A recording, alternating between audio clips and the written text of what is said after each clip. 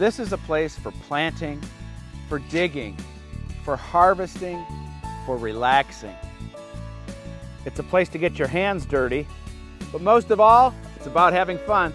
And that's what you'll always have when you're in the garden with Doug Oster.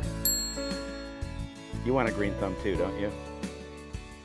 Last week we talked all about surprises. Well, I was running by here, that's how I keep my girlish figure.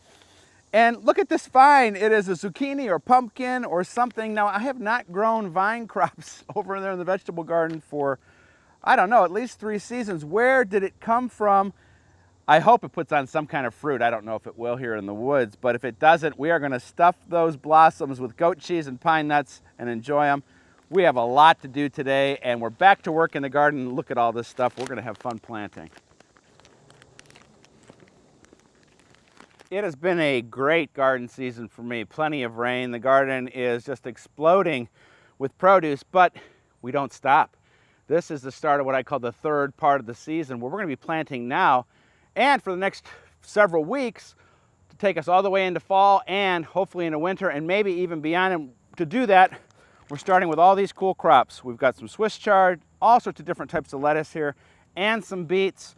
All these beds here are improved with compost. That's always the first trick that we do, because when you put compost in, it gives the plants everything they need. When they have everything they need, they're going to be happy. Let's plant, and I'm going to plant this stuff close together. And when it gets to a frost, this stuff just shakes it up, doesn't care.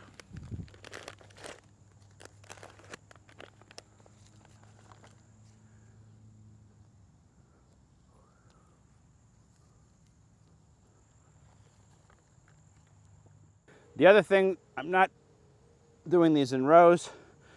I'm making a pattern, and so when they do all grow together, as I said, they're going to stop the weeds. Kind of a living mulch. Oh, it's just so nice. You can feel how soft the soil is from all those years of putting compost on it.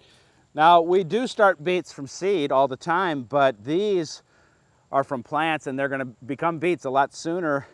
And I always put some plants in because I love beets and they love cold weather. This is a variety called Bull's Blood that I like because it's also great for the tops also. So don't forget your tops, they're good for you. All right, I'm going to get some water on all these plants. They look great. It's so exciting to be starting this third part of the season. And then we're going to take a look at a couple other things here in the veggie garden that are doing pretty good for us. Come on, beets. These should grow together to be a carpet of greens. I'm going to do a little watering now. We're getting some rain later. As soon as we get that rain, then I'm going to do a little bit of mulching too with some straw just to keep that soil evenly moist. Number one thing with these plants is I have them in a spot that doesn't get super full afternoon sun, and as we get later in the season, we'll get more sun, but it'll be cooler, and as I said, these plants love it cool. We might get rain before we even know we're going to get it here. A few weeks ago, we almost lost our beans to slugs.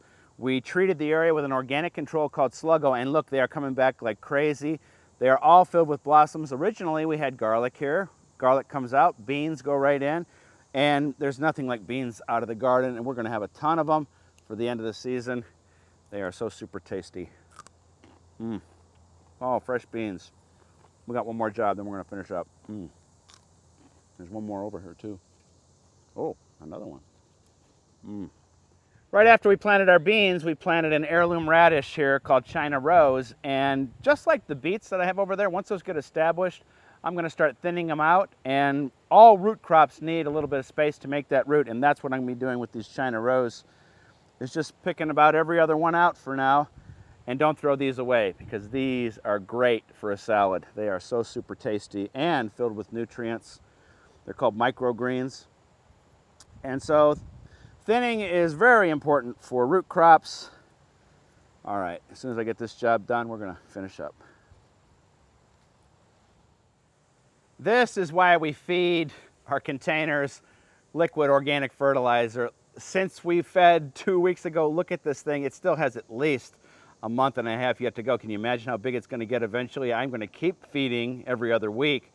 Now, please check me out online. That's where you can find out about a free garden symposium I'm giving to Seed of the Month Club subscribers. You should be a member. Until next week, I'm going back in the garden, do a little bit more weeding, do a little bit more thinning, and do a little bit more eating. We'll see you then.